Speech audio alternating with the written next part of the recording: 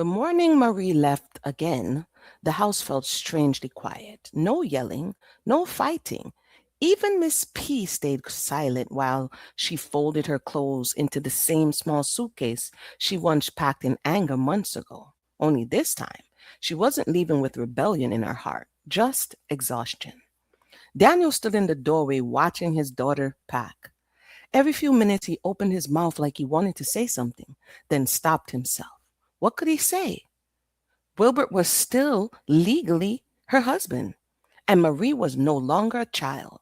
That helplessness sat heavy on him. Finally, he spoke. You're sure about this? His daughter kept folding the clothes carefully to avoid looking at him. No, she answered honestly. That hurt her father more than if she had lied.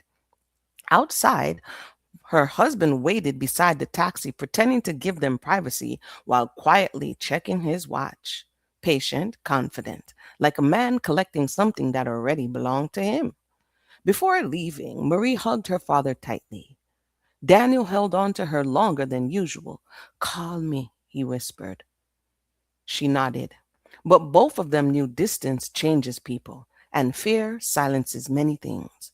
As the taxi pulled through town, she stared silently out the window, watching familiar places pass by. The bakery that she used to get patty after school, the schoolyard, the old football field, pieces of her childhood disappearing one by one. Then near Mrs. Patsy's shop, she saw Paul standing outside helping stack drink crates. Her breath caught instantly. He looked up at the passing taxi. For one brief second, their eyes met. So much history sat inside that moment. Childhood games, youth choir, unspoken feelings, the version of herself she once thought she would become. Marie almost told Wilbert to stop the car, almost rolled down the window, almost said goodbye, but then the memory returned sharp as broken glass.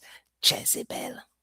Her throat tightened painfully. She looked away first, and the taxi kept driving. Back in Kingston, things started surprisingly well. Too well. Wilbert kept every promise he made. He enrolled Marie back into school just like he said he would, paid the fees on time, encouraged her to study, even bragged proudly to people about, quote, his wife becoming a businesswoman. Slowly, she began rebuilding pieces of herself she thought were gone forever. She decided to pursue a real estate license and started training. For the first time in a long time, she felt something close to independence. One of Wilbert's regular taxi clients owned a small real estate office and agreed to help Marie secure a beginner position after training. Wilbert acted supportive the entire time, driving her to classes, even in encouraging her to get her own driver's license. He asked about her exams. He brought home dinner when she studied late.